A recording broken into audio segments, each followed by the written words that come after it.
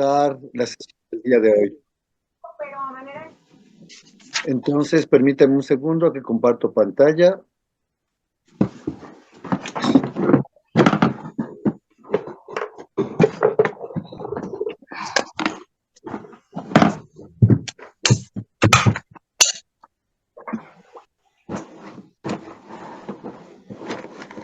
Muy bien. Hoy vamos a comenzar nuestra sesión número 3. La sesión número 3 nos toca ver las cartas de San Juan, las que llamamos cartas joánicas. Nuevamente voy comentando, vamos dialogando acerca de este tema.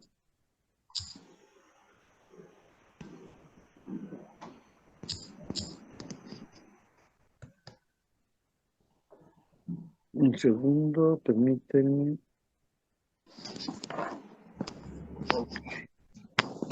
Por lo que se refiere al autor, los datos más relevantes, como ya lo comentamos en la introducción, apuntan a Juan concretamente el hijo de Zebedeo y hermano de Santiago, el discípulo amado de Jesús, que nos lo muestra el libro del mismo Juan. Pero recuerden que la larga elaboración de Juan, porque estamos viendo que es Evangelio, cartas, Apocalipsis, a veces hace más difícil situarlo en todos los niveles de la elaboración que se detecta, por ejemplo, en el Evangelio. Sabemos, ya lo vimos en el Evangelio, que el Evangelio nos muestra un proceso de una elaboración teológica de reflexión que se llevó varios años. Y la pregunta es, ¿Juan estuvo a lo largo de todo el proceso redaccional de los evangelios y de las cartas, o de dónde lo podemos ir situando? ¿Se acuerdan que la vez pasada leímos precisamente del Evangelio de Juan, el capítulo 20, versículo 31? En este capítulo 20, versículo 31, nos dice, estas han sido escritas para que crean que Jesús es el Cristo, el Hijo de Dios. Crean y tendrán vida por su nombre. Entonces, el evangelista en esta conclusión de su evangelio nos hace ver la intencionalidad precisamente del evangelio de Juan y nos muestra cómo el evangelio es Jesús para los lectores. La vida de Jesús es una llamada a la fe. Quien se acerca a Jesús puede percibir que Él es el Evangelio. Acuérdense, Evangelio quiere decir la buena nueva. ¿Cuál es la buena noticia? Que Jesús está aquí en medio de nosotros. Es en el Evangelio de Juan en donde se da precisamente la plenitud de la revelación, que lo podemos encontrar en el mismo prólogo que está en la introducción del Evangelio de Juan. El Espíritu Santo es el garante de la autenticidad de la revelación. Es decir, ¿quién hace posible la autenticidad de este escrito? Pues el mismo Espíritu Santo. Él es el quien revela y va mostrando el camino a seguir. Él es quien ha develado el sentido de la tradición sobre Jesús y nos acerca a Él. El Espíritu Santo, recuerden, los evangelios, en especial ahorita estamos viendo el de Juan, pero los evangelios, ¿qué es lo que hacen? Nos surgen en el seno de las comunidades y en el seno de esas comunidades es donde se redactan los evangelios, es decir, la buena noticia. Esta acción de redacción por parte de las comunidades, recordemos que cuando estamos hablando de las Sagradas Escrituras, sabemos que es verdaderamente palabra de los hombres, pero también verdaderamente palabra de Dios. Está la acción del escritor sagrado que con el estilo, con las necesidades y circunstancias de una comunidad, nos presentan a un Jesús, pero es el Espíritu Santo que va guiando, iluminando precisamente la redacción de los libros sagrados. Entonces, verdaderamente humano, verdaderamente divino. Y en este sentido, entonces, Juan, al escribir su evangelio, y ahora como veremos las cartas, va respondiendo, sí, a las necesidades de unas comunidades que iban creciendo, que iban naciendo, que iban construyéndose, pero también hace referencia al proyecto salvífico a través del cual Dios nos va revelando cuáles son las condiciones para que Jesús sea verdaderamente esa buena noticia. Él es entonces el Espíritu Santo quien ha develado el sentido de la tradición sobre Jesús y nos acerca a Él. Constituye entonces la garantía última de la autenticidad de este Evangelio. Es decir, la acción que ejerce el Espíritu Santo sobre el escritor sagrado.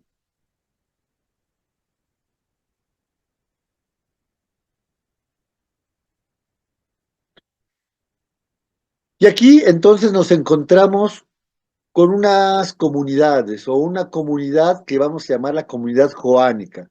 Para empezar, prácticamente no sabemos nada de esta comunidad o de o estas pequeñas comunidades que fueron fundadas por Juan. Y lo que digamos, obviamente entonces, sirve para el Evangelio y para las cartas. Perdón, ahí me faltó una T, para las cartas, porque es en el Evangelio y en estas cartas donde se nos va transmitiendo un proceso de encuentro con Jesús.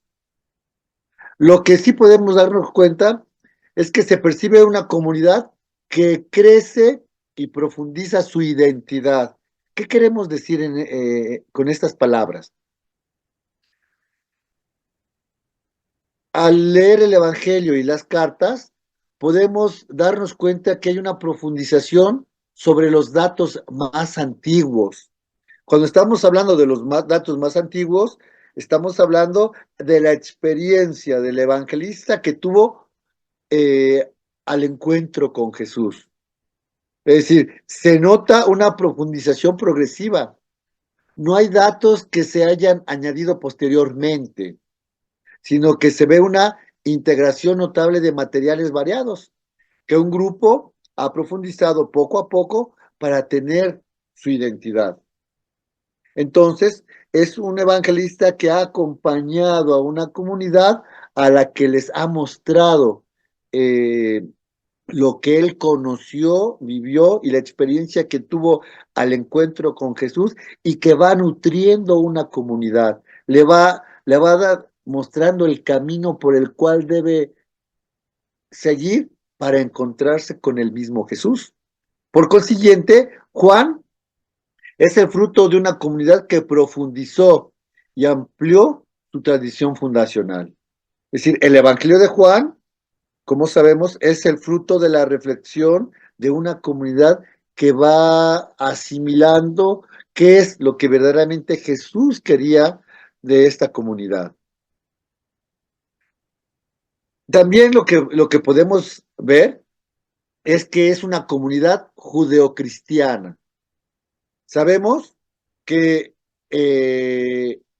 hablando de los primeros cristianos, prácticamente las primeras comunidades de Juan, de Mateo, de Lucas, de Marcos, las primeras comunidades que fundan los primeros apóstoles, pues prácticamente la mayoría son judíos convertidos al cristianismo. Pues, obviamente, antes de Jesús, pues no había cristianos.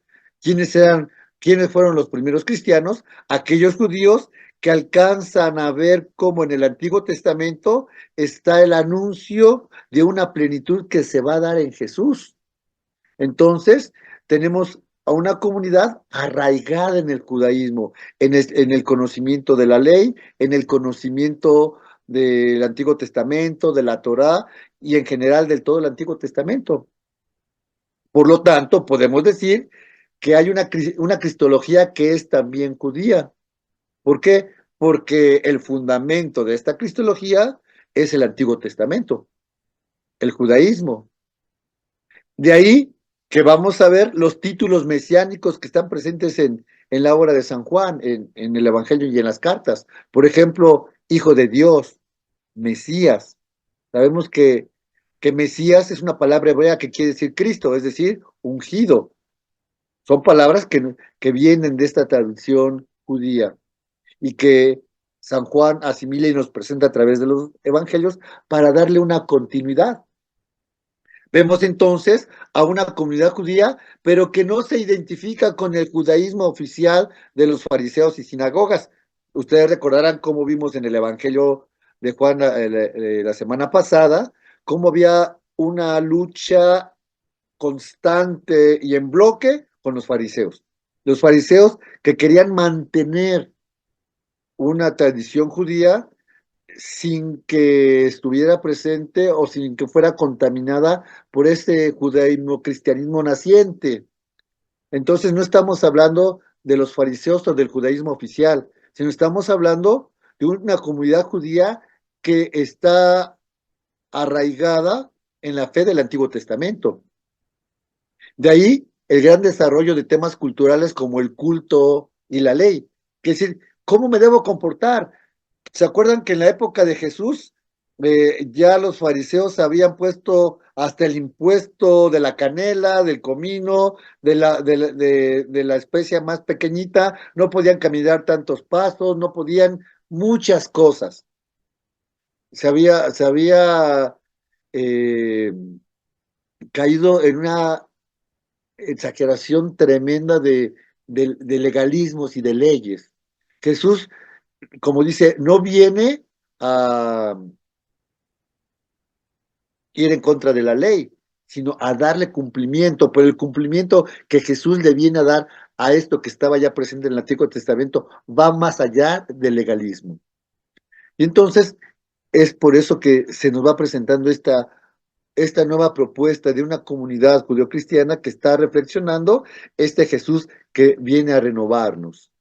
Por lo tanto, podemos decir que se percibe una comunidad joánica, pero entonces, como ya lo veíamos en Juan, en una fuerte polémica con la sinagoga. Después del año 70, que fue destruido el templo de Jerusalén por los romanos, ya lo habíamos comentado la vez pasada, ¿qué le queda al pueblo judío? La sinagoga. La sinagoga donde ora, reflexiona, medita la Torá, los profetas, los escritos, es decir, su Biblia, la Biblia hebrea, la Tanakh, de la cual hablamos la vez pasada. Pero entonces vemos una polémica que toca el punto central de la identidad de la comunidad joánica. ¿Cuál es el punto central de la comunidad joánica? Su confesión de que Jesús es el Mesías, el Hijo de Dios. Lo podemos ver en Juan 9:22. Ese es el punto central. Esa es la enseñanza que Juan nos presenta y que ya veíamos la vez pasada, ¿no? Destruyan el templo y yo lo reconstruiré en 3 días. Él como templo, él como palabra, él como plenitud. Pero ¿qué vemos también? La comunidad joánica abierta a otros grupos del judaísmo, como los samaritanos o la comunidad de Qumran. Si ustedes recordarán, el grupo de los samaritanos que eran judíos, no eran, como lo vimos con la samaritana, un judío de Jerusalén, ni de chiste, ni de broma hablaba con un samaritano. Un samaritano era un judío de la región de Samaria, que eran considerados por los judíos de Jerusalén como impuros. Entonces ni siquiera le dirigían la palabra. El cristianismo precisamente acepta, como veremos, a otros grupos de judíos, pero también, como veremos con otros evangelios o con las cartas de San Pablo más adelante, a toda aquella persona, independientemente de que no sea judío, que acepte a Jesús, entonces es bienvenido en la comunidad cristiana naciente. Por eso ahí también vemos, ya veíamos los samaritanos, pero también Qumran. ¿Se acuerdan que en Qumran estaba la comunidad de los esenios, que eran judíos, pero que se habían separado del pueblo judío de Jerusalén? La comunidad de Qumran estaba como a 25, 30 kilómetros de Jerusalén. vivían en comunidad, pero no tenían contacto. Ellos estaban esperando precisamente la plenitud de los tiempos y se habían juntado y a vivir en comunidad para esperar a este Mesías. Y, pero eran judíos. Así los títulos mesiánicos como Salvador del mundo, el Mesías que ha de venir, el profeta, la verdad, son títulos, como ya decíamos, que nacen en el judaísmo, pero que también son utilizados para dialogar con él. Así vamos viendo un esquema dualista que utiliza Juan, influencia de Qumran. ¿Se acuerdan que, como les estaba diciendo, Qumran estaba a las orillas del Mar Muerto? Y cuando iban a llegar los romanos a la región de Jerusalén, que después sabemos que destruyeron el templo, pero cuando iban el ejército romano a entrar a Jerusalén, la comunidad de Qumran sale de los esenios, salen de Qumran y entonces abandonan su comunidad y ya no regresan. A partir del año 70 la comunidad de Qumran fue abandonada, los esenios no regresan a esa zona, se recuerdan que todos sus escritos, la regla de la comunidad de Qumran y las copias que tenían del Antiguo Testamento y las copias que tenían, estamos hablando del año 70, de los fragmentos de los evangelios originales que les habían llegado a la comunidad Qumran, pues como no se los podían llevar, salieron huyendo, los escondieron. ¿Se acuerdan que la comunidad, bueno, de Palestina en esa zona, guardaba en vino en jarras, que le llaman, jarrones grandes, como de 200 litros? Eran delgados y eran altos, y ahí metieron los rollos. Y como no se los podían llevar, los pusieron enfrente de lo que sería la comunidad donde vivían. Habían unas montañas con grandes este, cavernas, cuevas, y ahí los subieron y ahí los depositaron y huyeron, y ya nunca regresaron por ellos. Estamos hablando del año 70. Y fue hasta el año de 1947, 19 siglos después, que por casualidad un pastor aventando, porque eran cuevas que estaban a 30, 40, 50 metros en alto, no era fácil subir. Entonces, pues nadie se los había encontrado. Y recuerden, estamos hablando a las orillas del Mar Muerto. Recordarán ustedes que el Mar Muerto es precisamente llamado así por el alto índice de sal que contiene.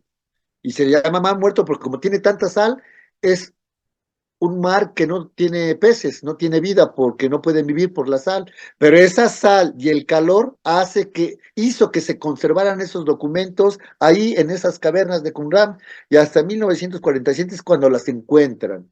Y es que podemos darnos cuenta y conocer a la comunidad de Qumran y los primeros escritos originales de aquella época o a las primeras transcripciones de algunos fragmentos de los mismos evangelios.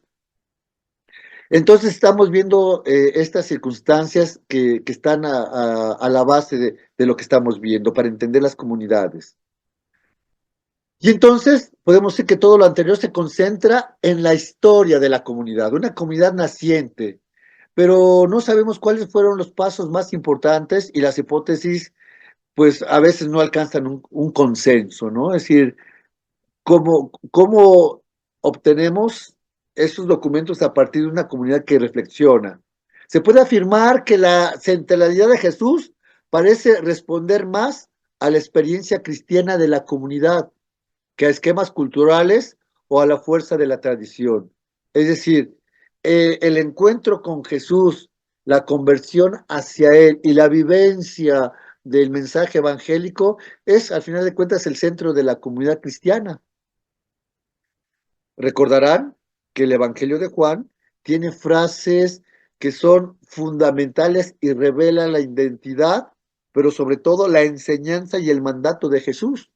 Aquellas frases solemnes que nos presentan a un Jesús que dice, yo soy, es el centro, es decir, que Jesús diga yo soy, no nada más es levantar la mano presente, aquí estoy, no, sino yo soy, esa frase, esa palabra puesta con mayúsculas significa todo lo que la tradición, todo lo que esperan, todo lo que quieren, soy yo, lo es todo.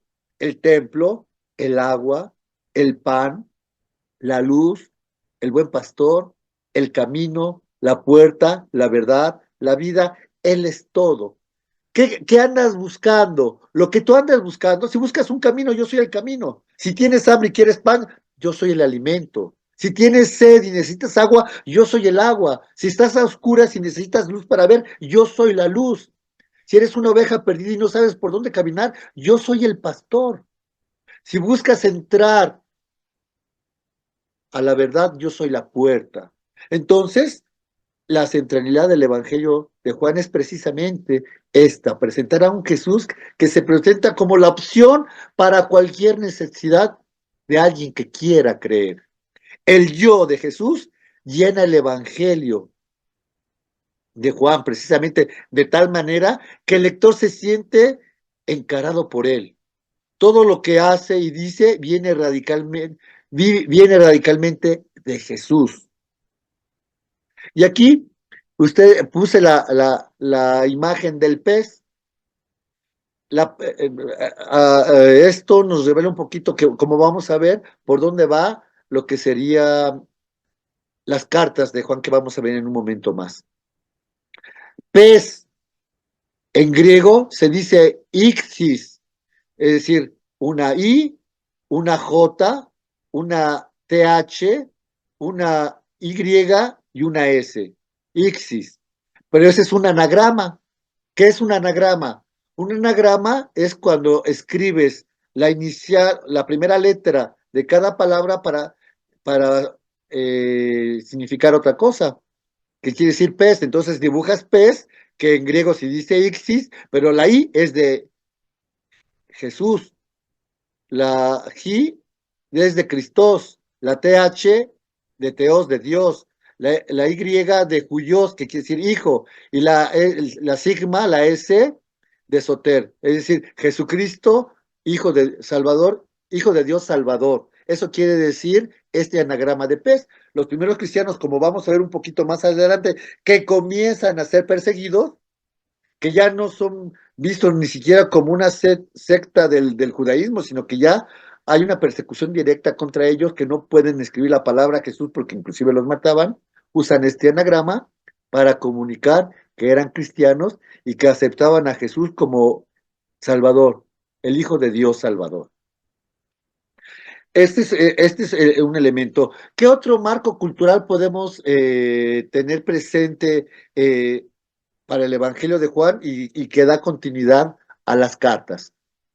¿De dónde sale el principio estructurador del Evangelio? Lo que hace como la iniciativa que se escriba de determinada manera. Estaríamos hablando del marco mental tan marcadamente cristológico que tenemos en Juan, lo acabamos de decir, ¿no? Jesús, de los evangelios, de los 4 evangelios, el de Juan es el más cristológico. Los 4 evangelios nos hablan de la buena nueva, obviamente, pero el de Juan muestra una reflexión más profunda. Hay una cristología más palpable. Veamos la propuesta de algunos exégetas, de algunos teólogos, que nos ayudan y nos dan elemento para ir entendiendo un poquito. Este Slater hace un trabajo comparativo entre el texto joánico y textos rabínicos, los va comparando para ver cómo el Evangelio de Juan tiene mucha evidencia. Texto rabínico, estamos hablando de la reflexión teológica que se hace del Antiguo Testamento, y vamos a ver cómo el texto de Juan presenta muchos elementos que los mismos rabinos utilizaban al analizar, estudiar y reflexionar el Antiguo Testamento. Entonces, ahí están presentes. Pero vamos a ver que no nos quedamos ahí. Hay otro elemento, el mundo de la gnosis. Esto nos lo presenta Rudolf Bultmann.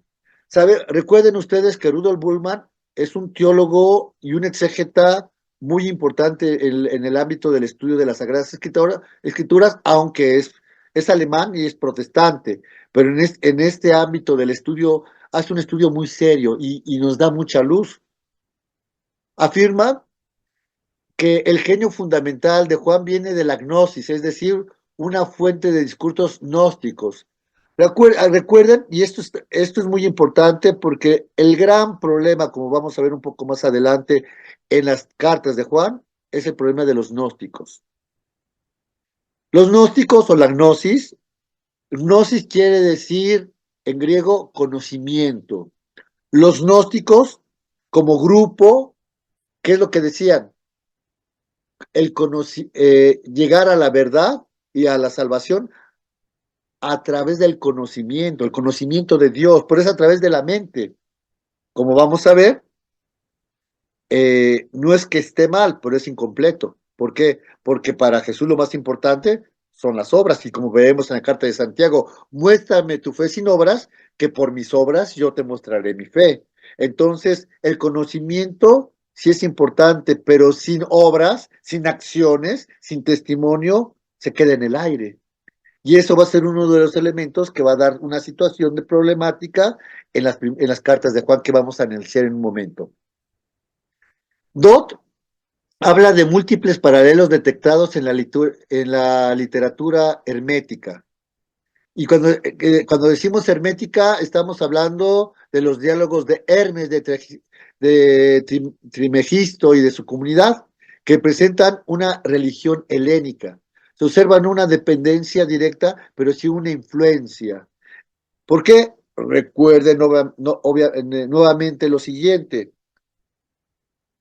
Ya lo dije la vez pasada, Jesús anuncia la buena nueva, pero este anuncio Jesús lo hace yendo de un pueblito a otro, en la campaña, en el campo, junto al mar, junto al lago. Son pocas veces que está en el templo, en la ciudad de Jerusalén, sino más bien es rural, por así decirlo, la predicación de Jesús. Pero las primeras comunidades cristianas, Mateo, Lucas, Marcos, Juan, no son rurales, son ciudadanas, nacen las grandes ciudades, Éfeso, Roma, Jerusalén.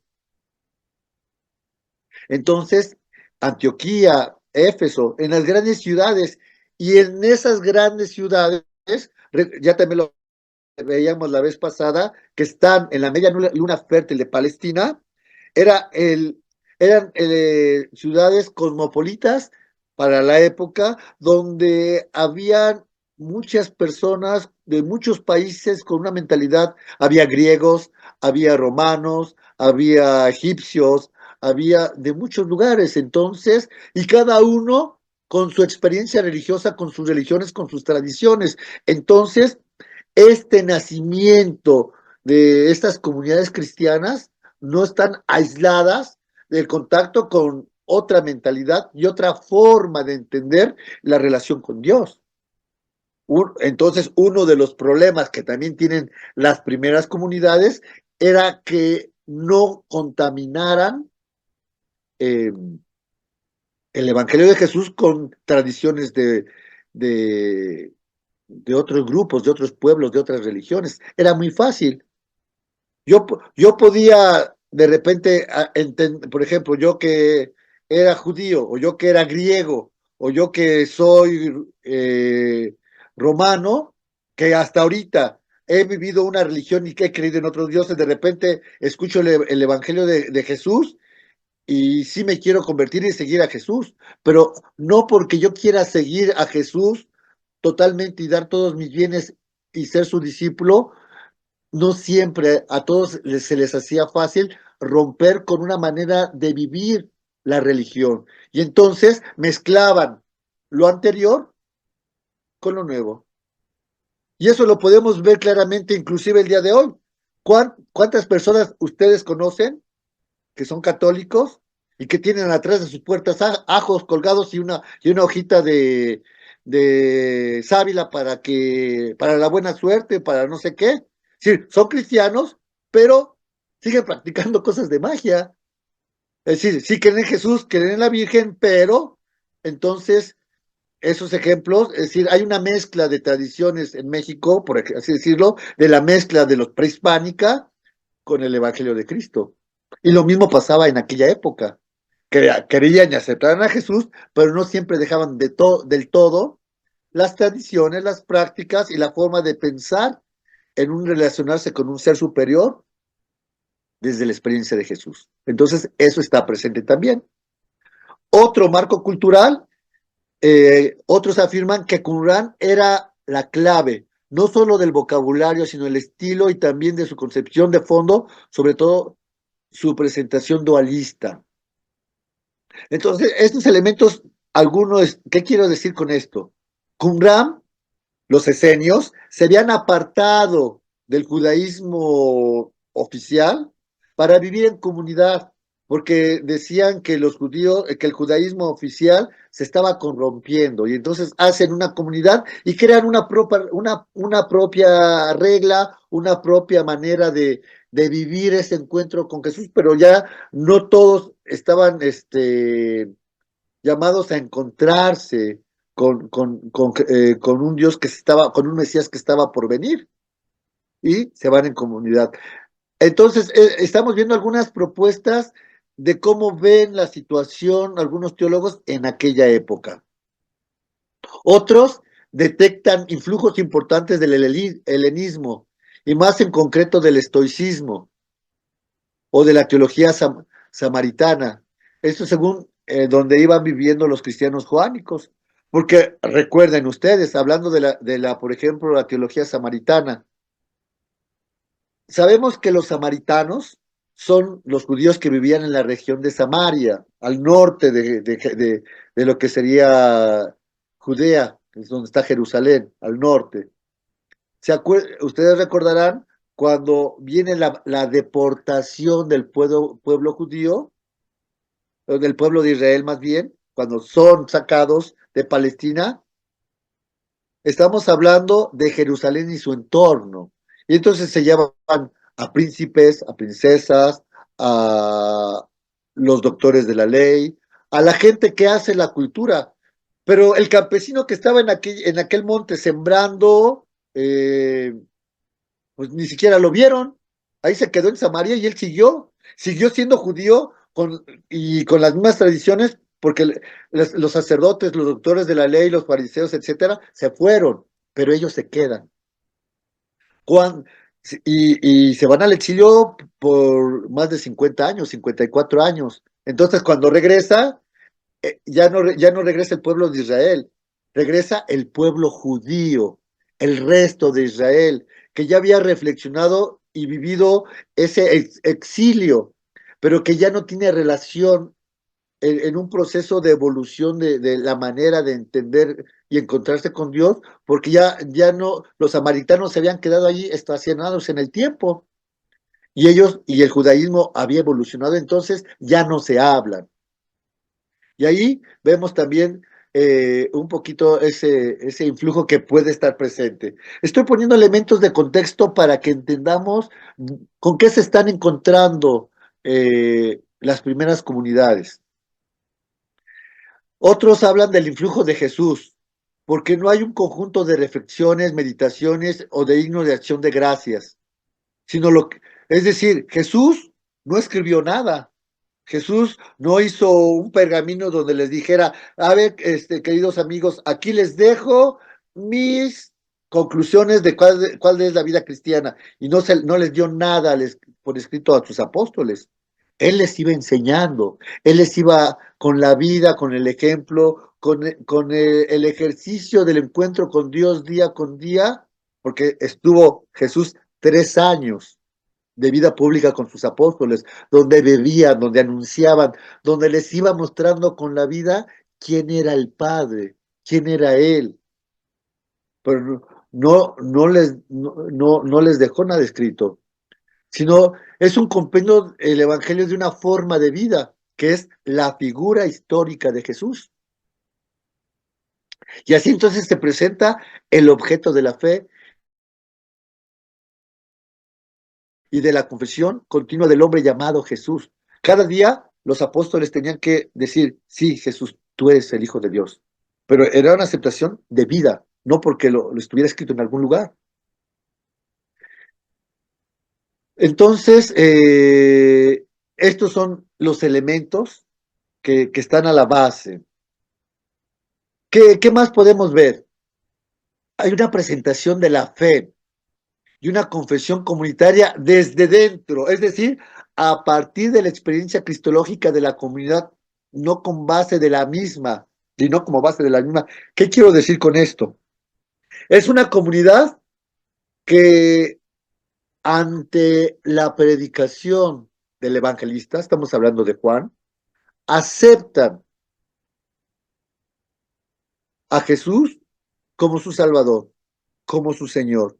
Y al aceptarlo, comienzan a reflexionar en lo que este Jesús, lo que implicaba vivir el evangelio propuesto por Jesús. Y entonces, desde dentro comienzan a ellos a pensar, ¿de qué se trata seguir a Jesús?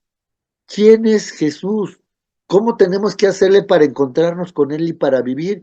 Y desde dentro va surgiendo la reflexión y se van dando cuenta de lo que implica entonces ser una comunidad creyente en Jesús, una comunidad joánica que es la que estamos analizando precisamente. El genio de la presentación joánica solo alcanza su plenitud en el momento en que la experiencia cristológica ha madurado y se ha estructurado internamente. Entonces, fueron años, varios años de reflexión, hasta que pueden poner por escrito esa experiencia y es como hacia el año 90 que escriben la redacción final del Evangelio de Juan y después las cartas. Así, el rasgo decisivo para que este evangelio, como cristianismo joánico, es precisamente la fe cristológica de la misma. Es decir, el rasgo decisivo del evangelio cristiano es precisamente Cristo, la fe en este Cristo, porque acuérdense, cristología es la reflexión y el estudio de Jesús en los escritos y en la vida de las primeras comunidades. Es decir, la presencia de Jesús, la confesión que dan los primeros testigos que se impone como recuerdo del mismo Jesús. Entonces, por eso vemos una evolución, porque en los sinópticos, ¿qué es lo que se nos presenta? A un Jesús que hace milagros, a un Jesús, y estos milagros son la manera de mostrar que Jesús es Dios. Eso lo podemos ver en los sinópticos.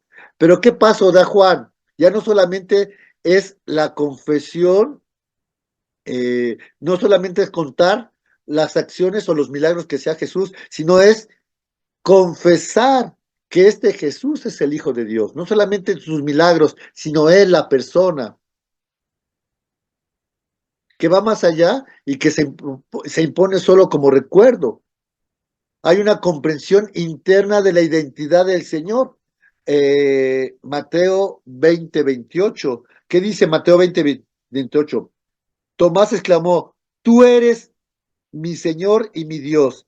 Jesús replicó, ¿qué es porque me has visto? Felices los que han visto, pero no me han visto, pero creen. Entonces Tomás confiesa, tú eres mi Señor y mi Dios. Este es el elemento al que nos tiene que llevar la lectura del Evangelio de Juan. Después de leerlo, ¿qué le queda al cristiano? Reconocer que Jesús es el Hijo de Dios.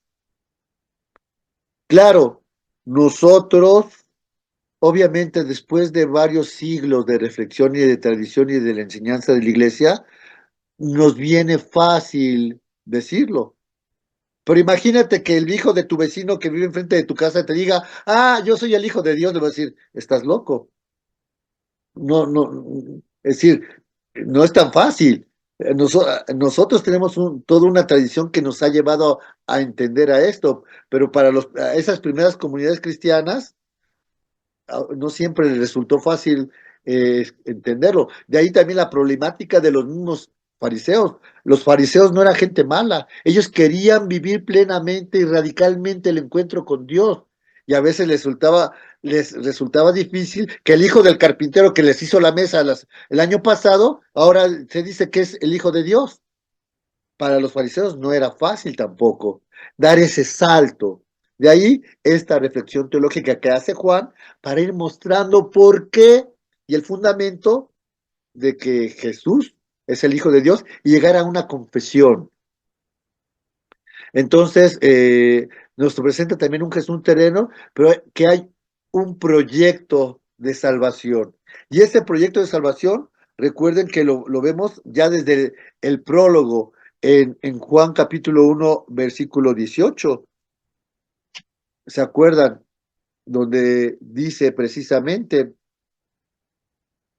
nadie ha visto a Dios jamás, pero Dios, Hijo único, el que está en el seno del Padre, nos lo dio a conocer. Es decir, Jesús es el que nos da a conocer al Padre y su proyecto de salvación. Es Jesús. Y Juan lo pone desde el inicio en el prólogo. Entonces, ¿qué dice Jesús? Quien me ve a mí, ve al Padre. Quien me escucha a mí, escucha al Padre. Quien me sigue a mí, siga al Padre. Porque Jesús es la palabra eterna del Padre que nos revela a Dios Padre, precisamente. ¿Vamos bien hasta aquí? ¿Algún comentario? Todo muy bien, muchas No, gracias. todo bien. Ok, Todo bien. bueno, Todo bien. seguimos adelante. Entonces, vamos Está bien, allá maestro, gracias. con gusto. Vamos a seguir ahora. Fecha de composición. ¿Cuándo se escribió el Evangelio de Juan? Según los muchos integrantes acerca de su autor, acerca del medio cultural y de la figura de la comunidad y de la escuela joánica, es uno de los escritos evangélicos con más bases manuscritas y las más antiguas. Por ejemplo, el papiro más antiguo, que es el papiro 52, que contiene el versículo de Juan 18, 31, 35 y 18, 37, 38, es datado hacia el año 150, lo que indica que por el año 140 Juan era ya conocido en Egipto. El papiro 52 es el papiro o es el fragmento más antiguo encontrado de todo el Evangelio de Juan y fue encontrado hacia el año 150. Es decir, ya hacia el año 150 podemos decir que ya se habían hecho copias y ya era conocido este evangelio.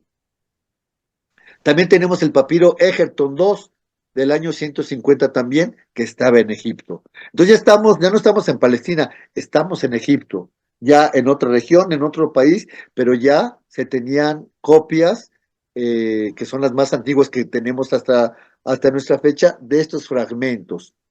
Ahí tenemos también fragmentos, les puse unas fotos de estos papiros, el papiro 66 y el papiro 75, que contienen ambos casi todo el Evangelio y corroboran la antigüedad.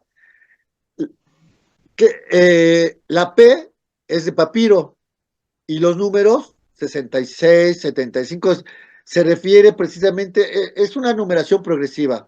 Los primeros arqueólogos que exégetas que estudian esto, encontraron un papiro, pues es el papiro 1, y encuentran otro, pues el papiro 2, y encuentran otro, pues el papiro 3, y así sucesivamente los fueron numerando en la medida en que los encontraban y los metían en un catálogo de manera oficial.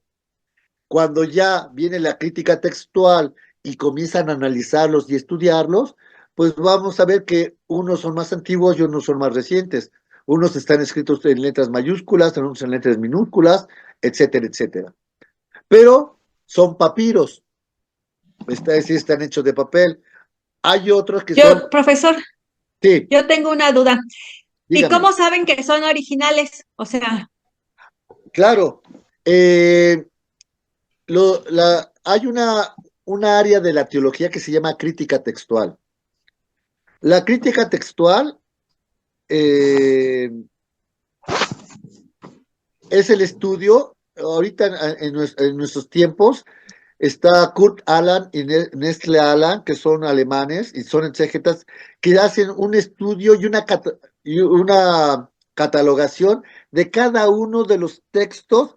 Tenemos papiros, tenemos pergaminos, los pergaminos son la piel, sobre todo de cabra o de borrego, donde quitaban el pelo, lo pulían y sobre el pergamino escribían, y los códices esenciales son libros posteriores donde se escriben. Estos exégetas, ¿qué es lo que hacen? fundamentalmente a través del estudio químico del carbono 14. Acuérdense que el carbono 14 usa precisamente el carbono, que lo meten en un líquido y le ponen una gotita al papel. Y de acuerdo a la acción química que realiza el papel, se puede datar en el tiempo un determinado objeto. Puede ser papel, puede ser la sábana santa, pero pueden ser otras muchas cosas. ¿Por qué? Porque esa reacción química que hace el carbono en el material orgánico al cual se le está aplicando esa prueba tiene un margen de error de unos cuantos años.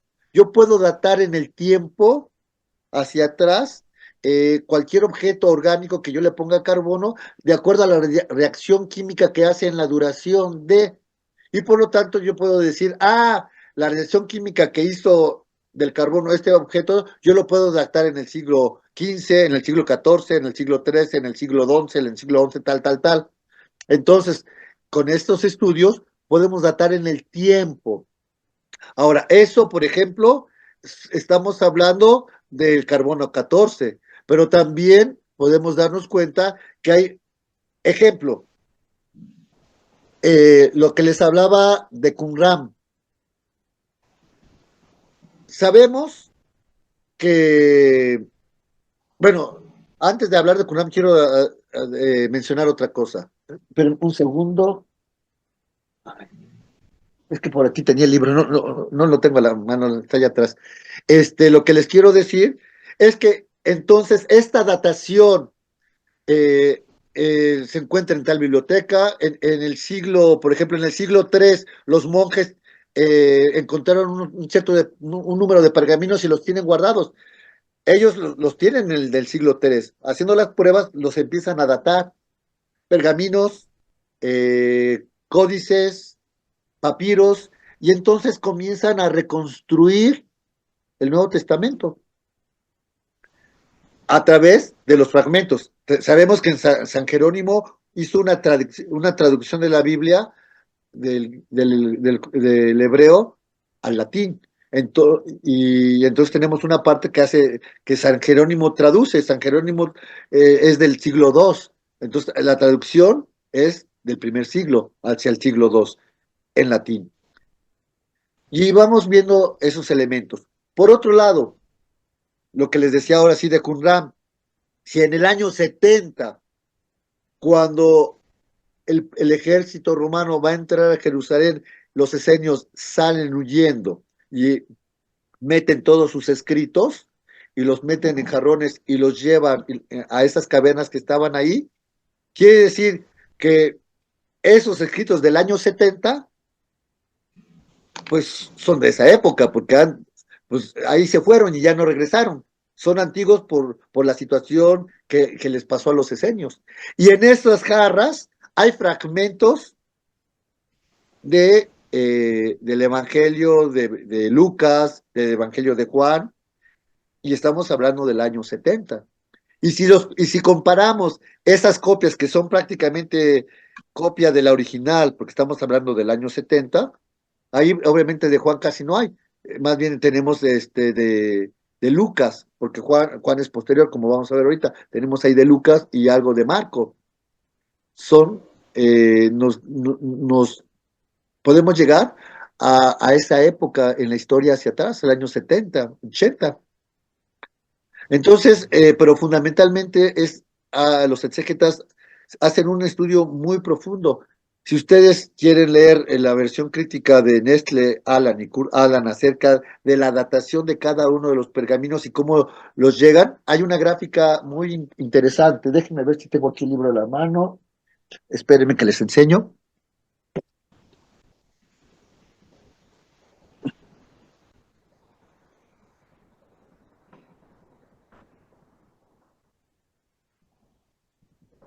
No, lo debo de tener en la otra parte. En la próxima clase se los enseño para que lo vean. Está catalogado del siglo II, papiro 52, papiro 66, papiro 75, del siglo III,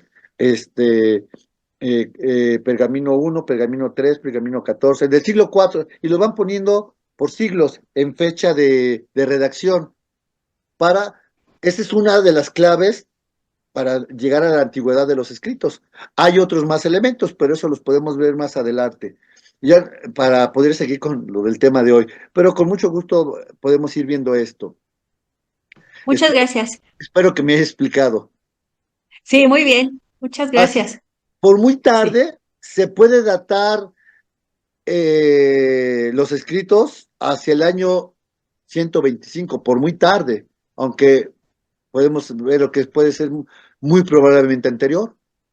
Por otro lado, no se podría datar antes de la ruptura de la comunidad joánica y de la sinagoga. Es decir, no lo podemos poner antes del año 70 que llegaron los romanos a destruir el templo. Pues la decisión de la sinagoga de expulsar a los cristianos del culto sinagogal se dio entre los años 85 a 95, en la llamada Asamblea de Yamnia. Yamnia es una región donde se reunieron los rabinos y los doctores de la ley, y en esa reunión deciden cerrarse, continuar con el culto en la sinagoga y expulsar estas comunidades que estaban corrompiendo la fe judía en Yamnia. Y entonces aquí con Yamnia se separa prácticamente de manera oficial el judaísmo del cristianismo o de los primeros cristianos. Por lo tanto, habrá de situar el Evangelio de Juan como muy temprano, hacia el año entre el 90 y 100. Entonces, el margen es muy reducido. Juan se escribió seguramente entre el año 90, por muy temprano, y hacia el año 125, por muy tarde. Es decir, unos 30 años aproximadamente en el tiempo hacia atrás en que se pudo haber escrito el Evangelio. Las cartas de San Juan, que es lo que tenemos que profundizar el día de hoy.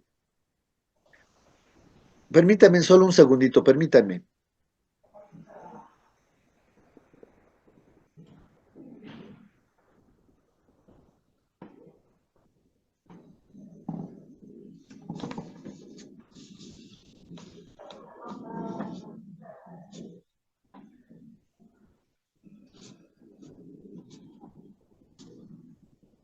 Una disculpa. Entonces, las cartas de Juan.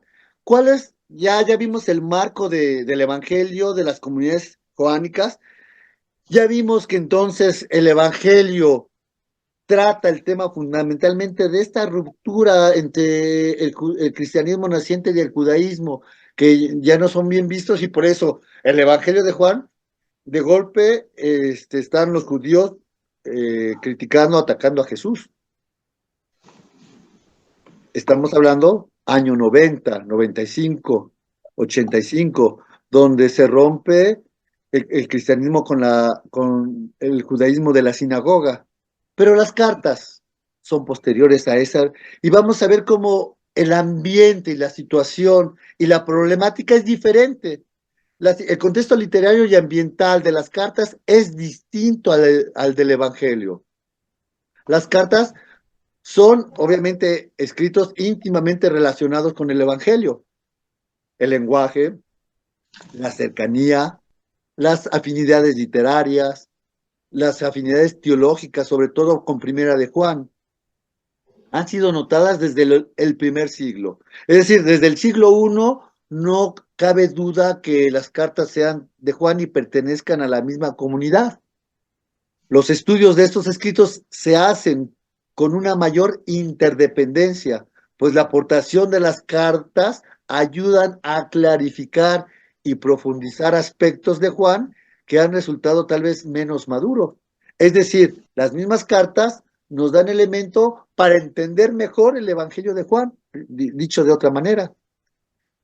Es muy probable que la primera carta de Juan y la segunda carta de Juan se hayan escrito antes de que el Evangelio de Juan tuviera una forma definitiva. Si bien se puede afirmar también que es el núcleo fundamental de Juan, si es anterior a las cartas. Es decir, la versión definitiva del Evangelio de Juan tal vez fue un poquito posterior a la primera y segunda carta de Juan, pero nos presentan vivencias de las comunidades en épocas diferentes. Y ya la tercera carta de Juan presenta una problemática muy diferente y es muy breve y tiene poco contenido doctrinal, tiene otro objetivo que ahorita vamos a ver.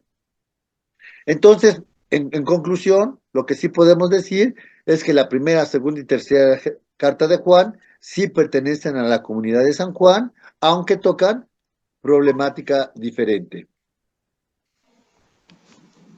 Relación, primero vamos a ver cuál es la relación que hay, la relación literaria entre la primera y segunda carta de Juan con el Evangelio.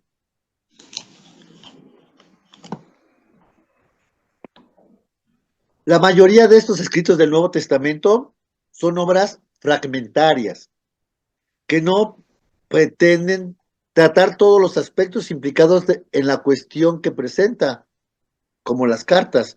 Es decir, los escritos del Nuevo Testamento no es un compendio teológico completo de todos los temas que Jesús nos quiere revelar, sino más bien tratan y presentan una manera de encontrarse con Dios y con Jesús específica de una comunidad, una manera de ver. No lo abarca todo, sino nos presenta una manera. Es decir, un camino para llegar a. Y esto es importante porque no querramos que un escrito pues, nos hable de todos los temas teológicos, sino que vamos a ir viendo, y sobre todo en las cartas de Pablo que veamos más adelante, cómo van tratando diferentes temas según las necesidades y la situación que las primeras comunidades cristianas estaban teniendo. El estilo y el lenguaje de la primera y segunda carta de Juan es muy cercano, como podemos ver, y se aprecia el mismo estilo que en el Evangelio. El estilo es directo, sencillo, con una sintaxis muy elemental. Por ejemplo, las frases son enlazadas con la conjunción kai, que es la conjunción y. Y Jesús se fue y le dijo a sus apóstoles y entonces se pusieron de acuerdo y salieron. Y es la manera más fácil de unir frases. Entonces hay muy pocos verbos compuestos. En conjunto se puede decir que Primera de Juan pertenece al mismo círculo redaccional del Evangelio de Juan. De ahí les puse un fragmento precisamente de una de las cartas, están en hebreo, precisamente, perdón, en griego, precisamente. ¿Cuál es el ambiente de la primera carta de Juan y el Evangelio? ¿Qué relaciones hay y qué diferencias hay? Primero, el grupo secesionista. Grupo secesionista es el grupo que se separa de. Secesión es el que se divide. Una de las ausencias notables en primera de Juan respecto al Evangelio es el mundo judío. No se hace referencia a los judíos, ni a las autoridades, ni a los temas que a ellos les impactan en sus costumbres. Ustedes recordarán cuáles eran los temas fundamentales del Evangelio de Juan: la ley, el culto, el sábado. ¿Y quiénes le echaban eso en cara a Jesús? Los judíos, la sinagoga. Esa era la problemática del Evangelio de Juan. Esto no está presente en la primera de Juan. La primera de Juan, bueno, recordarán también que vimos que Juan cita muchísimo, hace muchas referencias al Antiguo Testamento para fundamentarle a los fariseos que le estaban criticando que el Jesús era la respuesta que ya estaba presente en el Antiguo Testamento. Y entonces Juan hace muchas referencias al Antiguo Testamento, cosa que no hace la primera carta de Juan. Juan no hace referencias al Antiguo Testamento, solo hay una en Juan 13, 3:15. Es la única cita que hace del Antiguo Testamento. ¿Por qué? Porque la primera carta de Juan tiene otra finalidad. ¿Qué es lo que sí nos muestra la primera carta de Juan? Un tono y unos fragmentos claramente polémicos. Y los fragmentos polémicos que vemos en la primera carta de Juan es en relación no a las comunidades judías o el judaísmo oficial, sino al grupo secesionista. ¿Qué es este grupo secesionista? Prácticamente, como vamos a ir viendo, tenemos una comunidad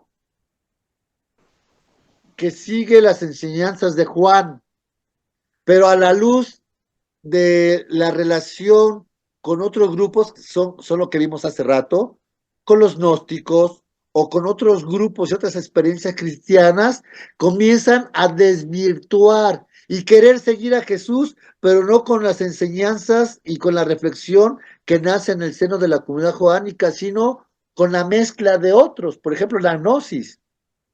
Y entonces, vamos a ver, por ejemplo, en la primera carta de Juan, vamos a ver.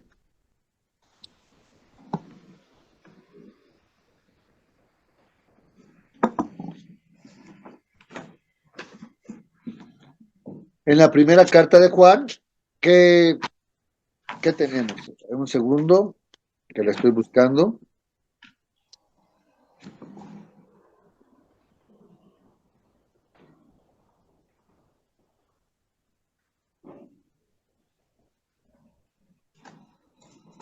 ¿Alguien puede leer Primera de Juan, capítulo 3, versículo 8 y 10?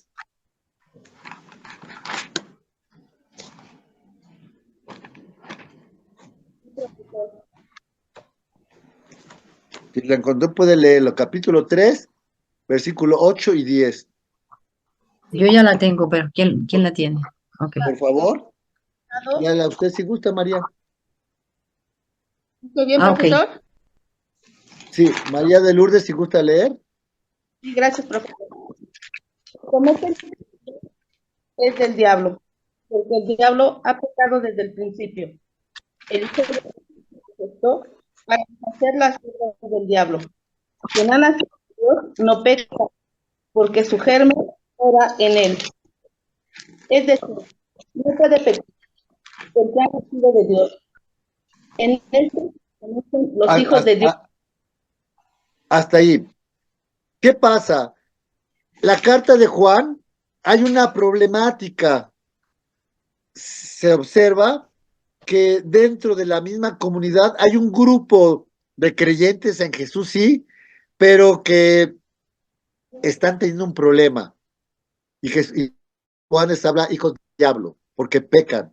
Es decir, creen en Jesús, pero piensan que con solo creer en Dios, sin vivir los mandamientos y el evangelio de Jesús, ya son de la comunidad y le dicen, no, ustedes pueden decir que creen en Jesús, pero si pecan, no son de Dios. Y aquí lo vemos precisamente.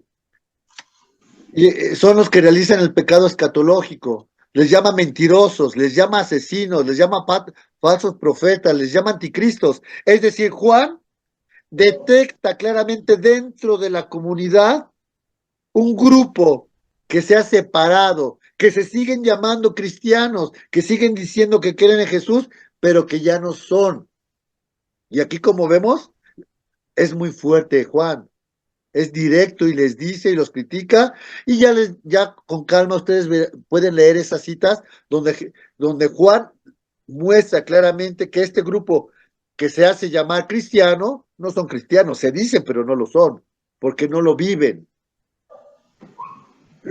Lo anterior apunta entonces a un grupo definido que ha estado en relación con la comunidad hasta hace poco, que eran parte de la comunidad y que Juan ya los corre, ya no son nuestros, pero se siguen diciendo hacia afuera, hacia otros que siguen a Jesús, pero ya no. Entonces que Juan en esta primera carta los evidencia y le muestra a la comunidad, digamos, que está bien, que ese grupo ya no les hagan caso, ya no son de los nuestros. Y otro matiz que podemos ver en Primera de Juan 2:19, precisamente, que dice, esa gente salió de entre nosotros, pero no eran de los nuestros. Si hubieran sido los nuestros, se habrían quedado con nosotros. Así es como descubrimos que no todos son de los nuestros.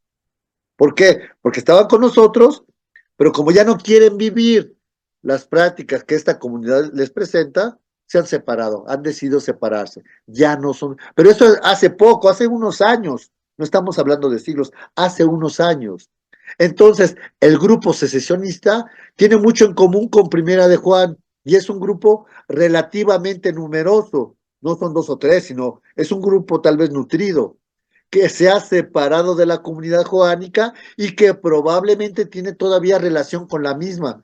De aquí su tono directo, de aquí que el autor de la primera carta de Juan tiene la necesidad de ser explícito y de evidenciarlos para que otros no vayan a caer en el peligro de que piensan que sí es comunidad y no lo son. ¿Cuál es la doctrina de los secesionistas? ¿Qué es lo que está criticando y poniendo en claro el autor de la primera carta de Juan? El autor de la primera carta de Juan, vamos a hablar de San Juan en su carta, usa una serie de frases. Si alguno dice, si alguno llega a decir, si decimos, refleja las opiniones de los que han abandonado la comunidad, las cuales son, afirman que tienen comunión con Dios. Capítulo 1, versículo 6, que dice, si decimos que estamos en comunión con Él mientras caminamos en tinieblas, somos mentirosos y no actuamos de la verdad. ¿Cómo puedo yo decir que estoy con Dios si vivo en pecado, si vivo en tinieblas? Pues no, si alguno dice que está con Dios y vive en la oscuridad, no es verdad. Que no tienen pecado y que no cometen pecado, 1:8-10, que dice, si decimos que no tenemos pecado, nos estamos engañando a nosotros mismos y la verdad no está con nosotros. ¿Por qué? Porque sabemos que el mismo Jesús nos dice, el más santo peca 7 veces al día. Es decir, los seres humanos somos pecadores. Nadie puede decir que no comete pecado. Si alguno dice que no comete pecado, pues no está con Dios. ¿Por qué? Porque la condición del ser humano es ser pecador. Claro, nos ponemos en la presencia de Dios y Jesús nos libera, pero Él nos libera de nuestra condición de pecado. Se dicen que conocen a Dios, que están en Él, 2:6, que están en la luz, 2:9, que aman a Dios. Es decir, esta comunidad secesionista se pone ante los demás como ejemplo de cercanía y de comunión con Dios, pero les dice Juan, no es cierto. ¿Por qué? Porque viven en el pecado. En este momento es muy probable que los adversarios continúen considerándose como cristianos y como parte de la comunidad cristiana, pero su vivencia los alejaba de ser parte de esta comunidad. A eso es que se le llama grupo secesionista. Por lo tanto, el autor de la primera carta de... A ver, Anita, usted levantó la mano, dígame. Sí, maestro, ¿esta comunidad secesionista únicamente se habla en las cartas de Juan o también en el Evangelio? No, Nada más en las cartas. solo en Ok, las muchas cartas. gracias. Recuerden, tenemos abro un paréntesis, tenemos 3 problemáticas. El Evangelio de Juan toca una problemática, el culto, la ley, etcétera, porque está los judíos de la sinagoga que no quieren aceptar a Jesús y a las primeras comunidades. El problema de Juan es el rechazo del judaísmo oficial de las primeras comunidades. El problema de las cartas ya no son los judíos, el problema de las cartas del cual estamos hablando son aquellos cristianos o aquella comunidad de cristianos de la cual se rompe porque se hacían los muy buenos, por así decirlo, pero en la realidad hablaban de creer en Jesús, pero en la práctica eran corruptos, por así decirlo. Y el tercer elemento es el Apocalipsis que vamos a ver más adelante, donde se da la persecución ya abierta de parte del imperio de las primeras comunidades cristianas. Son los 3 bloques, 3 problemáticas diferentes. Entonces, en las cartas así se le llama a esas comunidades secesionistas.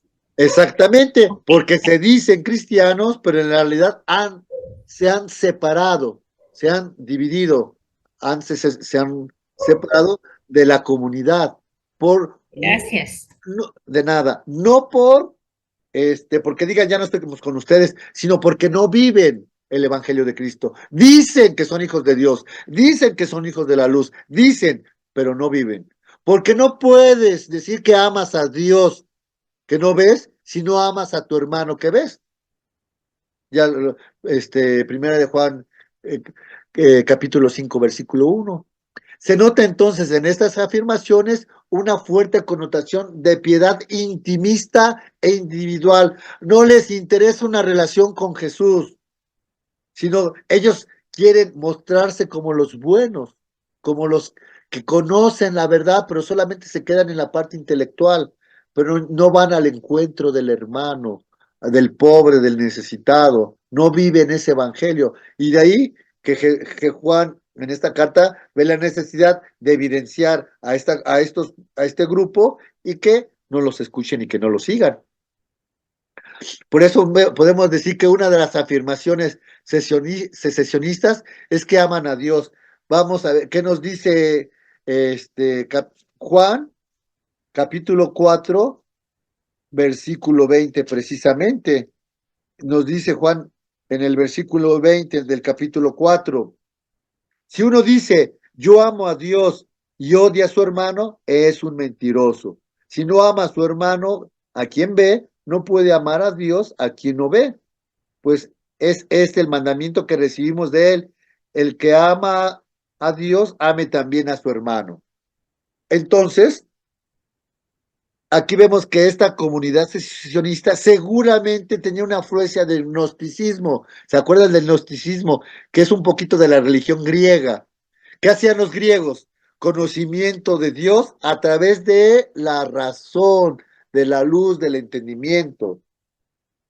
¿Y qué dice Jesús? Lo que importa es amar a Dios a través de las obras, acción concreta, no aquí en la mente, no solamente, sino en la práctica. ¿Qué dice Jesús? Si te quitan el manto, da la túnica, si te ponen una mejilla, pon la otra, si te pide que camina una milla, camina dos. Es decir, da concretamente acción, vida, y no en la mente. Esta es una de la problemática de esta piedad intimista, entonces, personal. Yo creo en Dios, como, como una vez alguien decía, pues yo creo en Dios, y yo me confieso con mi padre, a Diosito yo le digo mis pecados, y ya yo sé que Él me los perdona, pero nunca se va a confesar a la iglesia. Entonces, sí creo en Dios, pero yo solito estoy rompiendo con la iglesia. ¿Por qué? Porque no me voy a confesar. Yo sé que Dios es muy bueno y me va a perdonar. Y vivo mi fe en Dios, yo muy personal, no voy ni a misa, ni voy a ayudar a los demás, nada, yo solito, yo creo. Entonces, pues sí, es una piedad intimista e individual. Eso estaba pasando con ese grupo. Entonces, una de las afirmaciones, ya lo vimos precisamente, es esta, ¿no? Que se dicen que aman a Dios, pero en la práctica, pues no lo hacen. ¿Cuáles son los elementos de cristología que podemos encontrar en la primera y segunda carta de Juan? Como ya se comentó, la cristología aparece en Juan y en sus cartas fue madurando poco a poco. Es un proceso. Lo que marca la discusión con la sinagoga, ya lo veíamos, es la fuerte afirmación de que Jesús es Dios.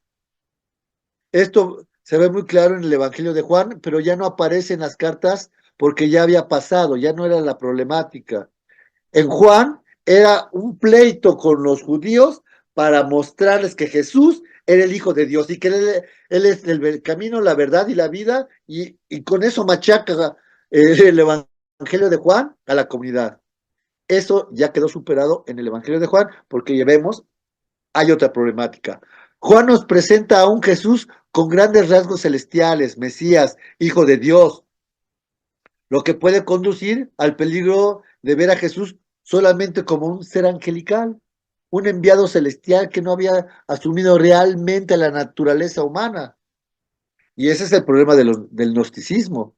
El Jesús joánico es un Dios que se pasea por la tierra, que, que se le ve como un ser humano, pero en realidad no lo es. Por ejemplo, camina por las aguas. ¿Qué ser humano puede caminar por las aguas? Dirían los gnósticos. Tiene sed, pero no bebe. Le lleva el alimento, pero no come. Tiene un conocimiento de hombre, pero sobrepasa lo humano.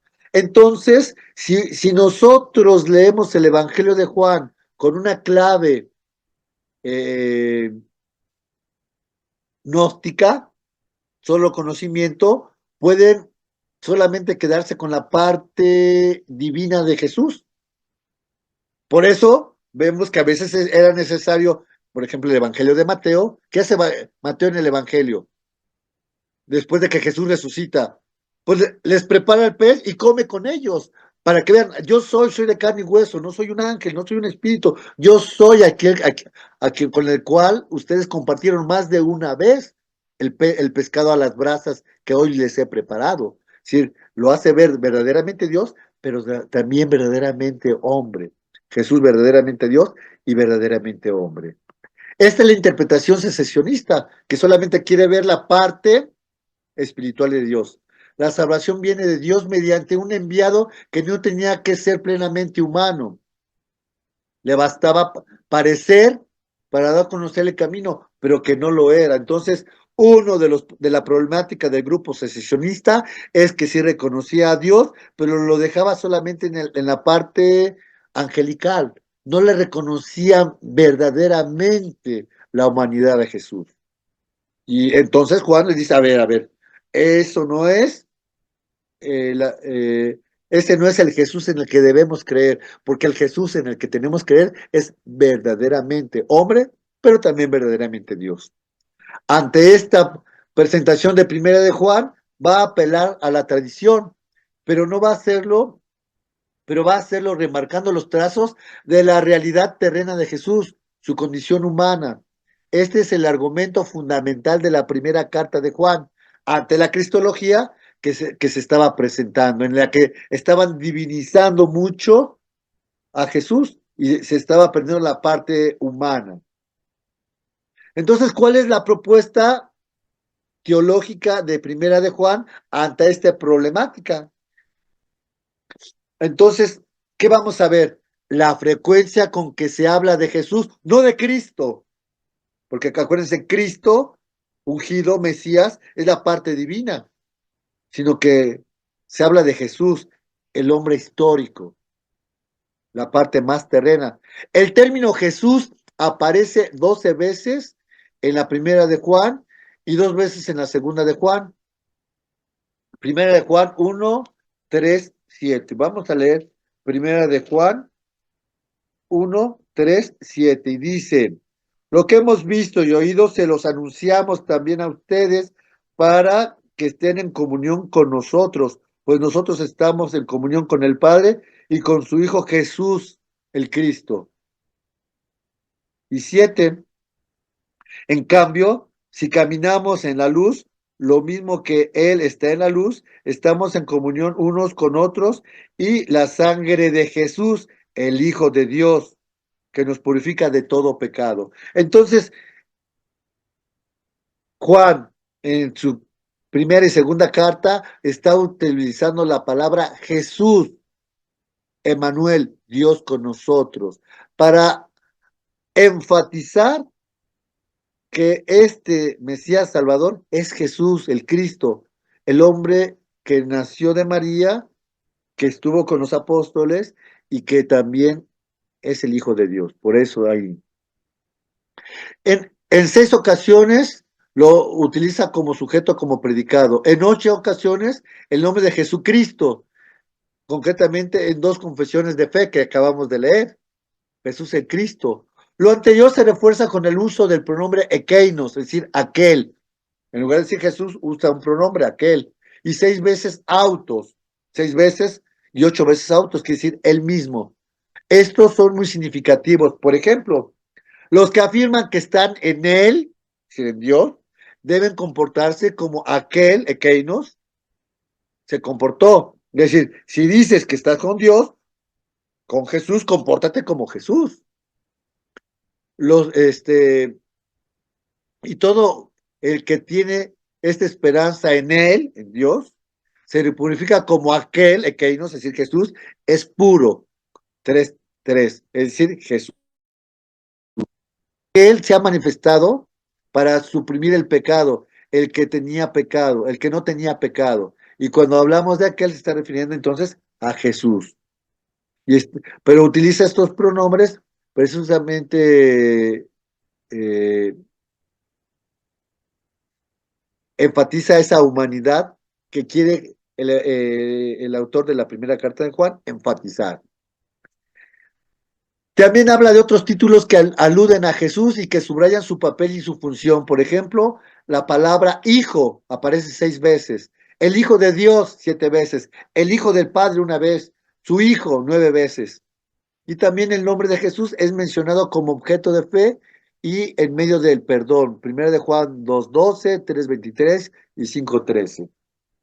Entonces, estamos viendo el énfasis que el autor de la primera carta de Juan pone en el término Jesús para enfatizar que Cristo no solamente es un ángel, es un celestial, sino es un Dios que se encarna, que es verdaderamente hombre y que es Jesús.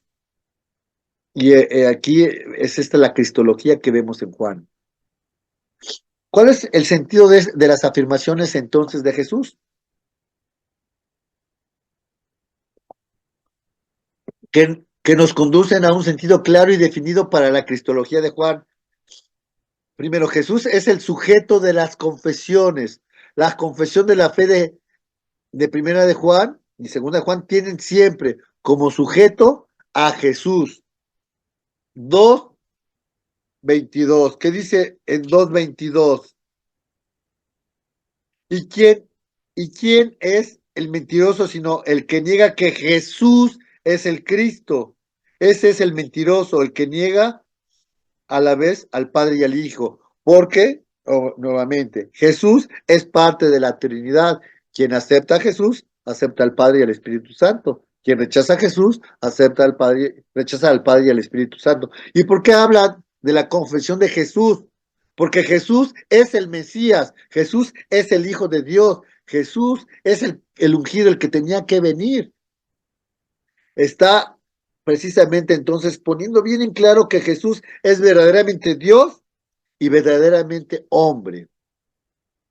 Y entonces vemos cómo las primeras confesiones cristianas son homologias, podríamos decir. Jesús es el Mesías, Jesús es el Hijo de Dios. Se acentúa precisamente el predicado, que Jesús, hombre, es Mesías, el ungido, que Jesús, hombre, es el Hijo de Dios. Y entonces podemos decir, resumiendo, que Jesús es verdaderamente hombre y verdaderamente Dios. La unión hipostática, que después darán situación de diálogo y tal vez discusión en el concilio de Éfeso, en los concilios posteriores, que es otro tema a estudio. Todo espíritu que confiesa a Jesús venido en la carne es de Dios. 4:2. Capítulo 4, versículo 2. Y voy un poquito más rápido porque prácticamente ya se nos acabó el tiempo, 5 minutos, entonces voy a irme más rápido. Entonces, el carácter salvífico de la muerte de Jesús. Juan subraya en énfasis que la muerte de Jesús tiene un carácter salvífico. Es la sangre de Jesús la que nos salva. Jesús es la víctima propicia que murió por nuestros pecados. Jesús es el que nos da la vida por nosotros.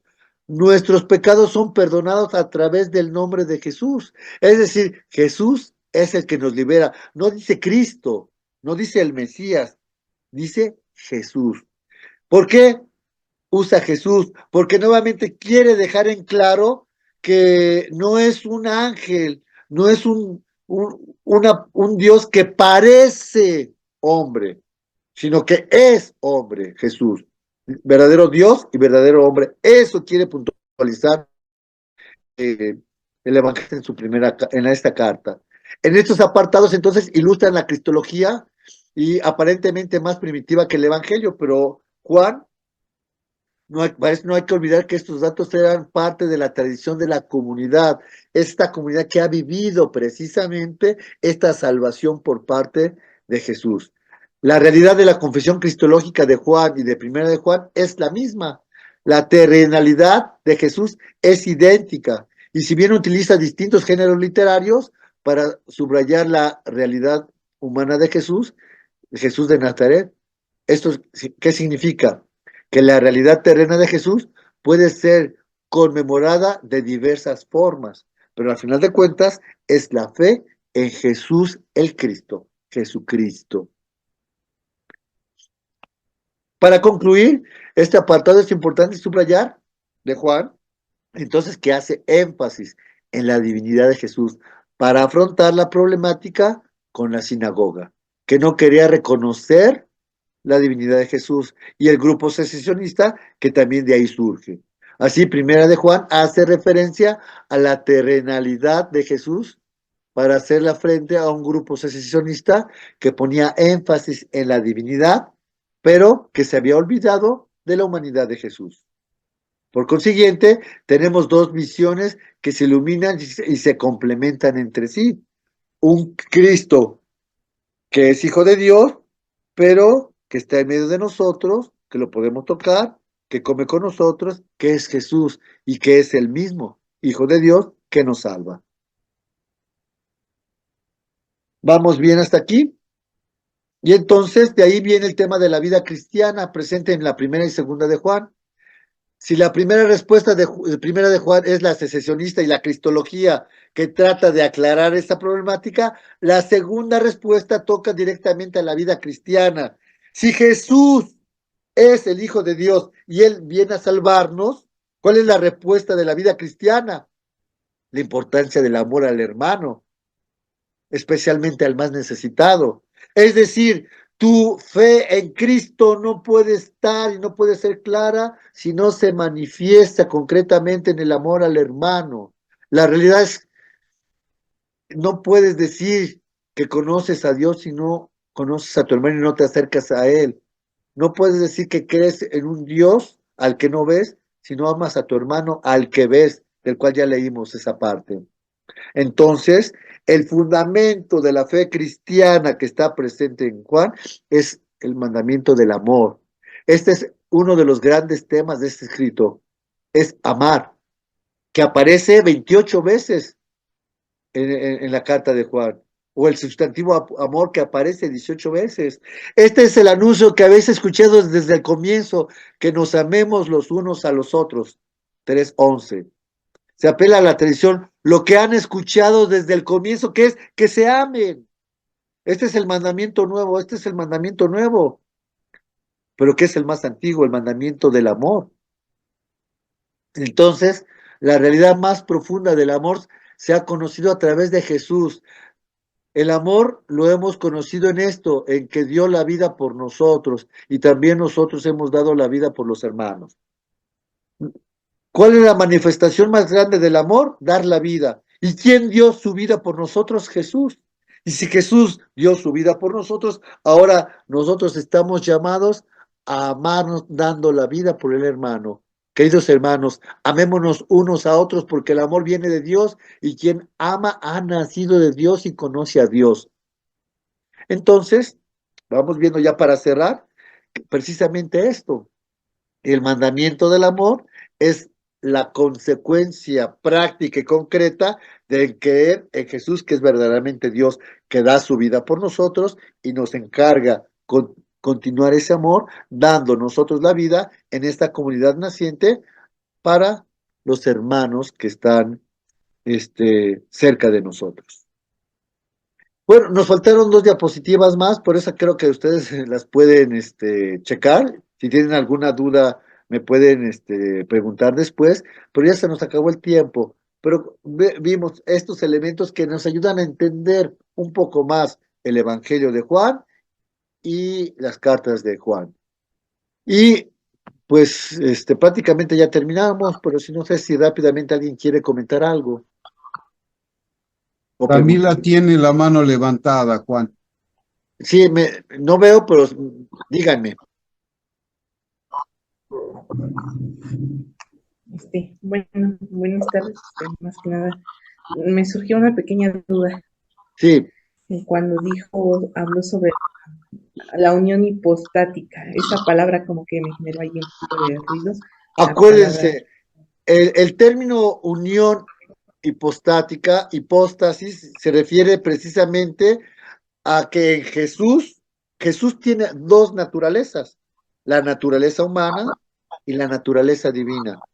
En Jesús, que es el único ser que existe, en donde se unen esas dos naturalezas, por eso podemos decir verdaderamente Dios y verdaderamente hombre. Entonces, a la unión de la naturaleza humana y la naturaleza divina en Jesús, es que se da esa unión hipostática, dos naturalezas en una sola persona, la segunda persona de la Santísima Trinidad, que es Jesús. Camila, no sé si me expliqué. Sí, muchas gracias. Camila, ¿levantaba usted la mano? Bueno, creo que ya no. Entonces, bueno, ya les mandé las pautas de asimilación, estoy leyendo sus tareas, estoy contestando poco a poquito, ya voy contestándoles, voy tomando nota de sus trabajos, y bueno, quedo a sus órdenes a través de WhatsApp o a través de correo, y espero, pues, perdón por ir corriendo, pero si no corro, pues no, es tanto material que si no corro, pues no podemos ver todo. Una disculpa si hablo muy rápido, pero estoy a sus órdenes a través del correo, y pues entonces por mi parte sería todo, y que tengan una muy buena tarde. Muchas gracias, maestro. Gracias, maestro, igualmente. Dios les Muchas bendiga a gracias, todos. maestro Buenas Juan. noches. Muchas Buenas gracias. noches y que estén muy bien y que tengan buena tarde. Gracias por todo, maestro. Muchas